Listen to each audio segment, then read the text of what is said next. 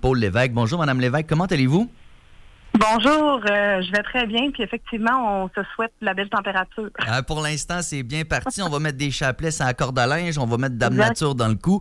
Ça devrait bien aller. S'il y a des gens à l'écoute ce matin qui disent « Ah, la maison des Lucioles, ça me dit de quoi? » Ils font quoi, eux, déjà? Nous, on est situé dans Limoilou. On est un organisme à but non lucratif et on offre, dans le fond, plusieurs services à des personnes qui vivent avec des déficiences intellectuelles, en fait des déficiences multiples, donc déficiences intellectuelles, déficiences physiques, autisme et bien sûr leur famille. On leur offre un soutien qui est ponctuel ou un soutien qui est plus soutenu. Donc de façon ponctuelle, on va offrir par exemple des services de répit de fin de semaine avec ou sans dodo. On va offrir aussi des camps d'été spécialisés, puis un service de garde aussi après l'école, parce que lorsqu'on est un élève handicapé, on peut pas revenir à la maison et attendre que papa-maman revienne de travailler. Donc, on a quand même besoin d'un service de garde, même si on est à l'école secondaire.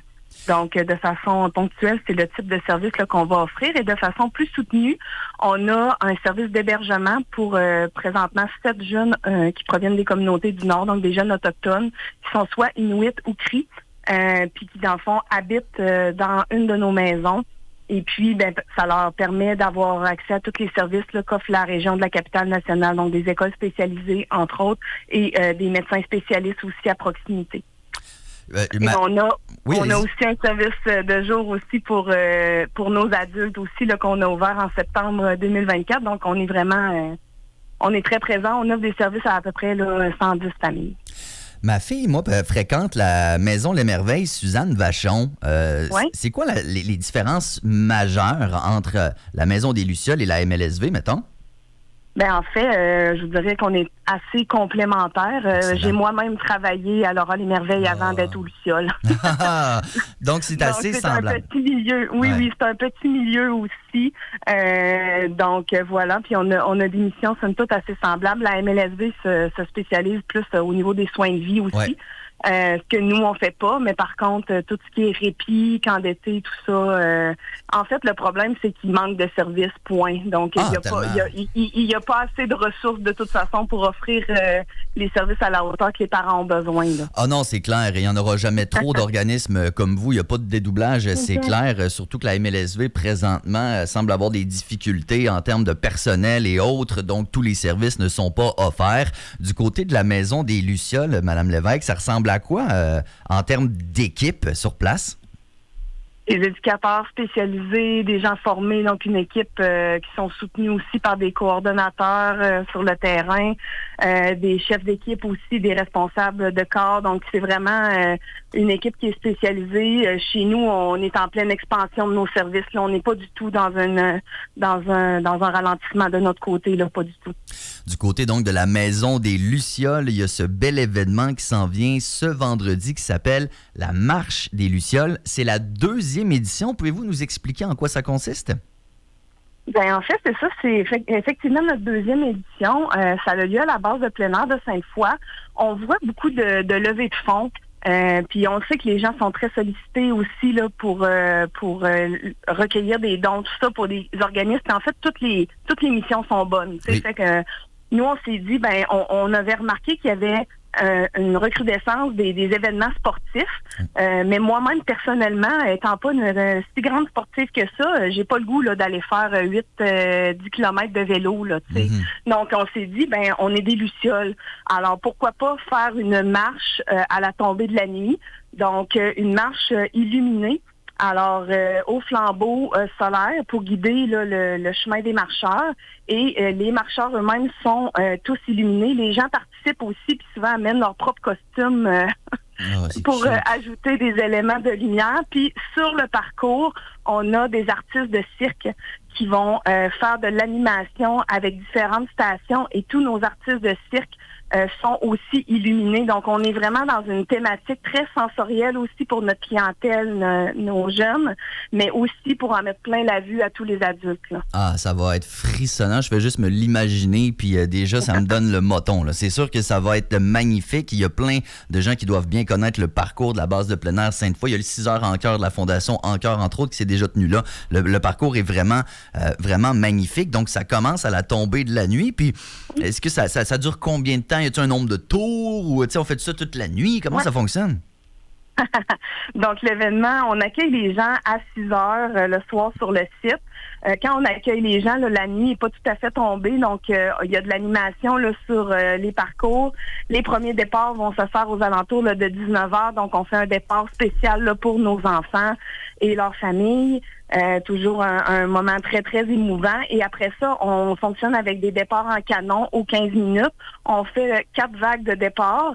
Les gens font le tour de la boucle. La boucle est de 2,2 km. Donc, c'est très accessible. Oui. Les sentiers sont accessibles aussi. Le but, on n'est pas du tout dans de la performance en disant on va faire le maximum de tours. Là, on n'est pas du tout là-dedans. On veut que les gens marchent à leur rythme, soient pas stressés et profitent des animations. Donc, les gens font un tour. Écoutez, s'il y en a qui veulent en faire 2 plus vite, ils pourront le faire aussi. Mais les gens font un tour là, normalement, puis il y a de l'animation aussi au préau là, de la base de plein air, barbe à papa, popcorn, breuvage, feu de joie, DJ. C'est un petit party là, un petit party illuminé dans le noir. Ah, ça va tellement être magique. Donc, ce vendredi, dès 18h à la base de plein air de Sainte-Foy, ça représente quoi dans votre année? Tu sais, il y a du financement qui vient avec ça? Ou comment vous le tricotez, votre financement? Puis à quoi ça sert majoritairement, là? Le financement en général du reste de nos activités dans l'année au Luciole, c'est vraiment... principalement des gouvernements, mais aussi beaucoup des levées de fonds comme ça, de l'autofinancement. Puis c'est un des moyens, la marche des Lucioles, là, en autofinancement. Et pour la marche des Lucioles, plus précisément, on a vraiment travaillé avec des commanditaires là, qui ont eu le goût de s'attacher à cette cause-là. Puis qui vont être présents là, la soirée même aussi.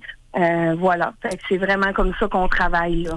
Donc, c'est des levées de fonds qui sont très importantes. Et dites-moi, Mme Lévesque, s'il y a des gens ce matin qui ne sont pas touchés de près, ni même de loin, mais qui écoutent ça puis qui se disent « Wow, ça va être magique, moi j'ai envie », c'est ouvert à tous et à toutes, là?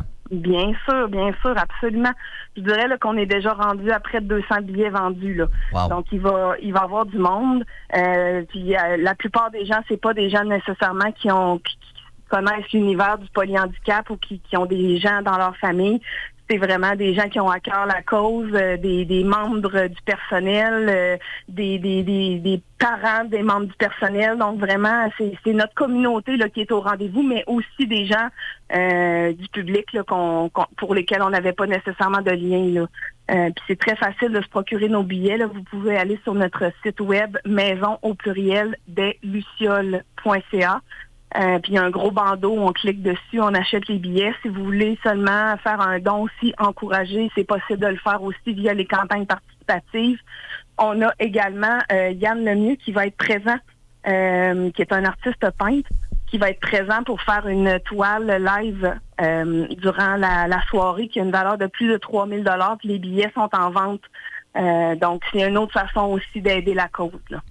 On invite les gens à se rendre donc sur maisondeslucioles au pluriel.ca et à participer en grand nombre à cette magnifique marche des Lucioles ce vendredi dès 18h à la base de plein air de Sainte-Foy. La directrice générale Paul Lévesque, merci tellement pour ce que vous faites. Merci d'avoir pris le temps de nous parler ce matin. Puis on vous souhaite beaucoup de magie pour la soirée de vendredi. Ça me fait plaisir. Puis si jamais on peut vous offrir des services également là, pour votre fille, ça nous fera plaisir. Vous pouvez gentil. Nous contacter également. Merci, Mme Lévesque. Bye-bye.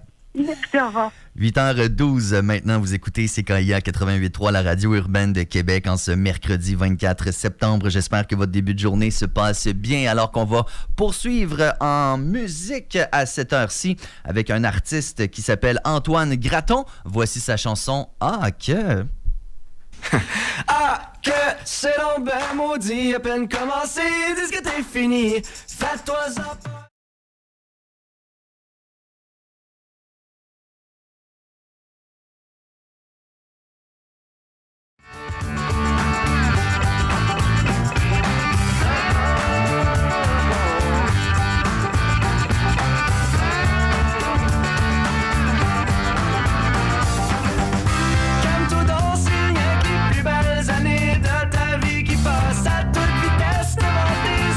Maudit paresseux,